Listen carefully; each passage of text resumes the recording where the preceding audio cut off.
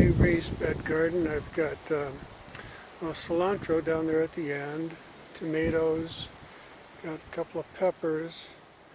There's some cannas in the back that I intend to grow for sale. And over here I've got eggplant and comfrey. Comfrey is one of the best things for your garden. I just recently discovered how good it is for your garden. This is a juga, and I've got Triangulera oxalis triangulera, I should say. Let me see if we can get a good picture of that. Such a beautiful plant. So these are really nice for house plants, but they grow well outdoors too. This is a cold frame that I built this year. And here is my compost pile. It's about 5 foot tall right now, but it's been about 8. It just keeps on going up and down. Now over here, this is an interesting thing. It's a solar collector up there, and these are a couple extra ones I have. I'll show you inside. The idea here is I'm going to use this solar collector to heat my earthen bed water, and I can get an early start on my vegetables. Here's underneath of the solar collector, just a little place for acclimating some plants, you know. And then over here, got some more comfrey and golly, I forget the actual name of this, but I always refer to it as bear's breeches. This is a bioponics area. I haven't got it planted right now. Well, I've got a little rose bush in there, and then here's the sump tank. Now this sump tank runs this bioponics, but it also runs all of this, which is a wicking area, and these are earthen beds, and this is what I intend to heat, is to keep these warm in the springtime, and I'll be able to get a nice early start for my vegetables. And here is my let me see if I can get that from the other angle. It might look better. Yeah, so these are my sago palms. I've got a whole bunch more. There's more of that oxalis triangulera. Got petunia, strawberries. This is more of the earthen beds planted with some tomatoes and marigolds. Now, here's a raised bed that this is actually a hugelkultur. Got tomatoes, radishes, okra, and I like to mix in flowers too, so I got a little bit of a alyssum going there, and there's some more comfrey. And over here, I'd like you to look at this. This is strawberries.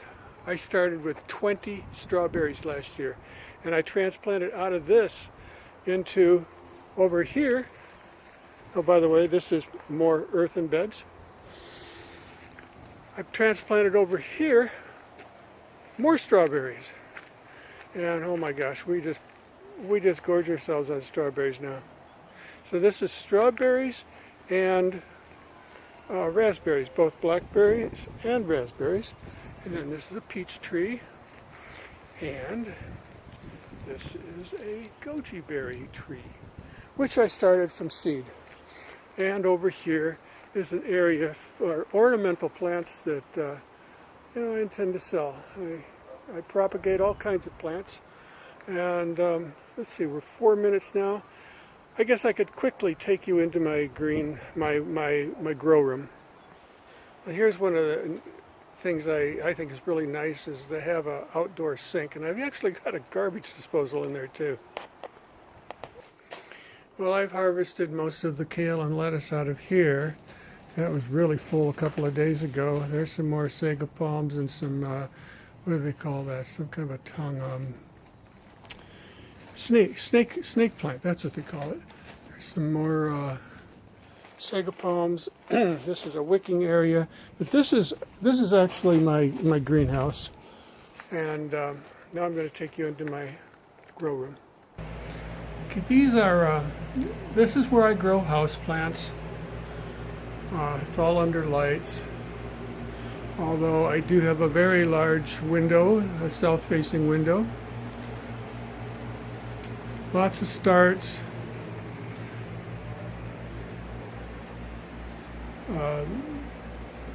Hypoestus, I got some kalanchoe, African violets.